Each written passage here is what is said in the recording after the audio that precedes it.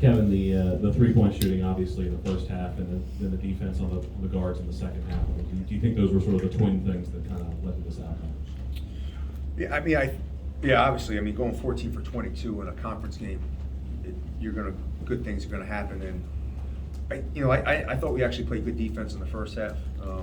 We had three big breakdowns, and they Deej hit 2 threes on them, and Berry hit a 3 on them. And we just watched film at halftime and just says, we just don't. I mean, it was just mental breakdowns. It wasn't anything, and I thought we did a much better job towards the end of the shot clock of really kind of just being not losing 2 of the best guards in the conference. What do you feel like you did well on Fubu today, trying to kind of force him to pass? Well, I mean, I think he had such a monster game at Illinois.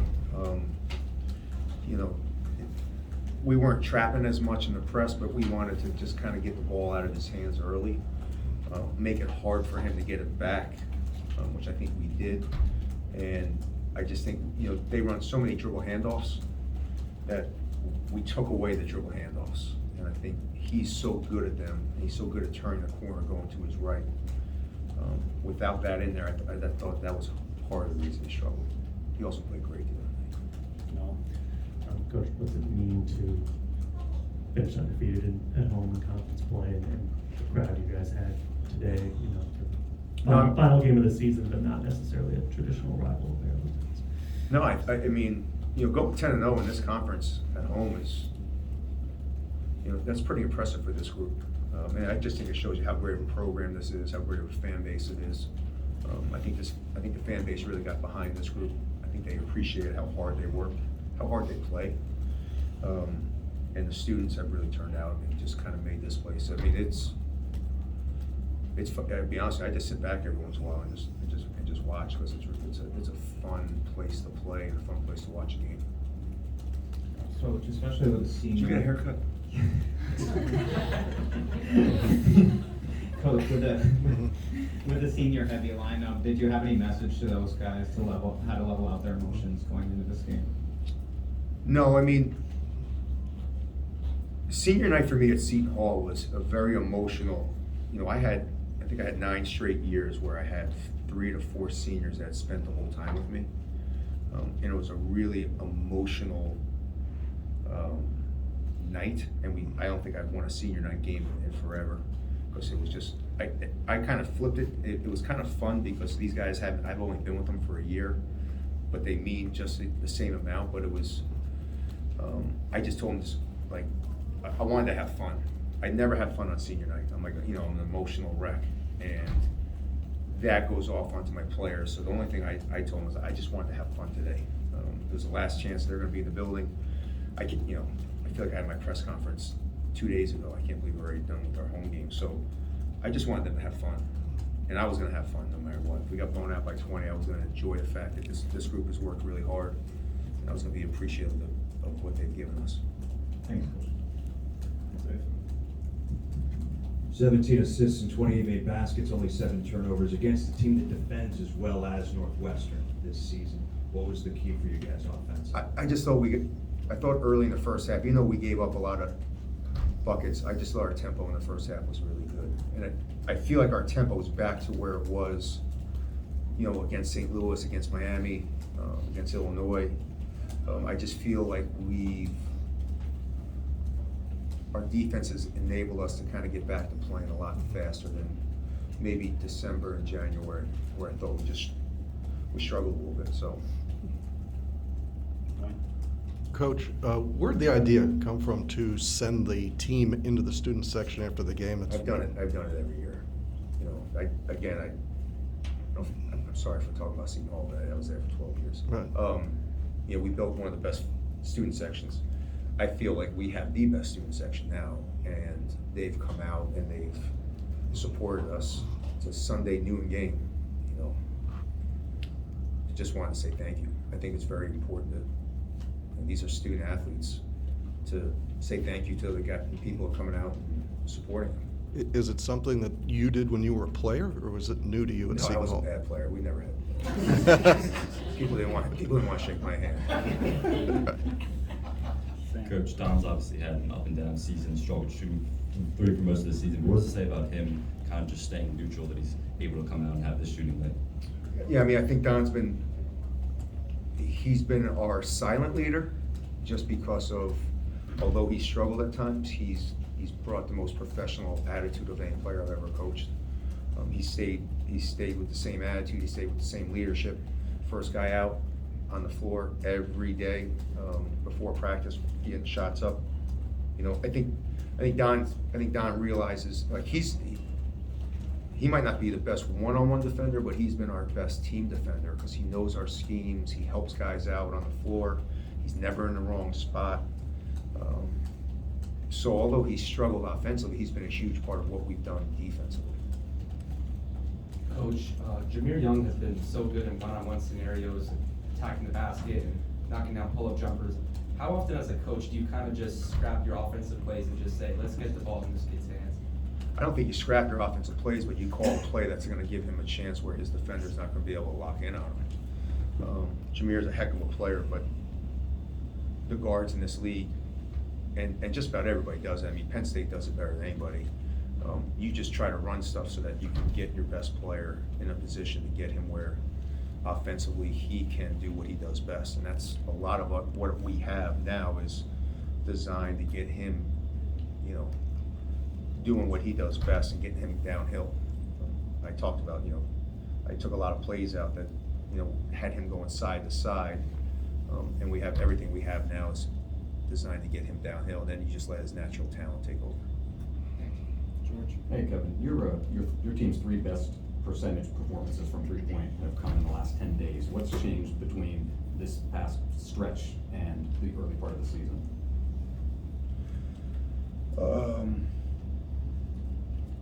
What was our other one? Minnesota and the Purdue game, 45%, 53%, those games.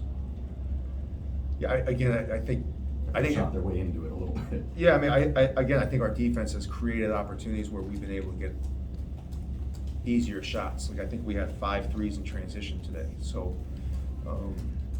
you know, when you play at Wisconsin, you don't get a whole lot of transition threes. When you play at Purdue, you don't get a whole lot of transition opportunities. It's just not the way the league's designed. So at home, I think we've taken advantage of being aggressive on defense, even though it's led to some breakdowns. It's given us opportunities to get some easy threes in transition. My favorite player, Dante Scott, how was it coaching him for the last couple of years? Tell me. For the last 9 months? Yeah. Don't give me another year. I try to slip that in there, but yeah. Talk to my AD about another year. No, I love Dante. I've never had a player, and I've told him this, I've never had a player that has played as hard as he has. It's a little bit a detriment at times because he gasses himself out, but I've never had anyone that's played as hard as Dante Scott plays. Every possession, every game, I mean, he's like that in practice. So Yeah. It's been a lot of fun. Nick? Coach, you mentioned you were still pleased with the defense in the first half, but what kind of changed going into the second half where, you know, you don't allow more than 6 points from a Northwestern player and let it finish with 20 points in 20 minutes? We really didn't change anything. And we just, again, it was more breakdowns, and I think some of our breakdowns were emotional breakdowns. You know, Ian came in, and Ian's arguably our best defensive player, and he gave up 2 quick threes, which Ian doesn't really do. And again, I think it was just more Ian trying to get into the game. And I thought the second half, I just thought we didn't do any of those things where everything, we made them work. And I thought we made them work in the first half. I just thought Adij was really, really good. Kevin, is there a way that you can bottle up what you've done at home and take it on the road to finish this regular season off on the right note? Yeah, I mean, man, we've been close.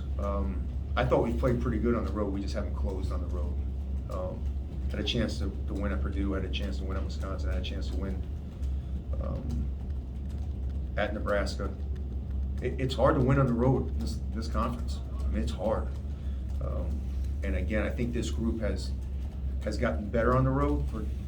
Again, most of these guys are experiencing. I mean, Nebraska. I said this. Nebraska was in think it was a 4 o'clock game, and they had 15,000 people, and they were 5-9 in conference. Like, that doesn't happen in any other conference. So I think we gotta just do a little better job on the road. We got up 7, we took 2 quick shots against Nebraska. We cut it to 1 against Purdue, we took 2 quick shots against Purdue. I think they understand that at times you have to grind it out. You have to do a much better job on the road, grinding it out a little bit, slowing it down. And again, when we slow it down, it's really not how we're made. Outside of just being on the road, how has this team grown in your first year being here? A lot of new pieces had to come in, some guys that stuck around. How has this team grown since, in November to where we are now in the end of February? I think they've taken ownership of the team. I think they all have bought into each other. I think that's where they've grown the most, is they all know what they do well, they all trust each other very well. They understand what my system is now, so they don't think about that, they know they can just run around. But I think they've taken their own ownership, and I think that's why we've got 11 conference wins.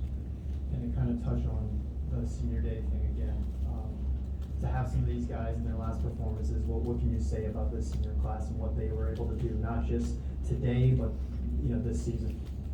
Yeah, I mean, I think the biggest thing is the guys we brought in, Don, Pat, obviously Jameer. My main goal when I brought those guys is I wanted high character guys. I wanted guys that when people came and watched us play, watched us practice, when we brought recruits in, they took them out, that they were gonna be, there was a culture that was set.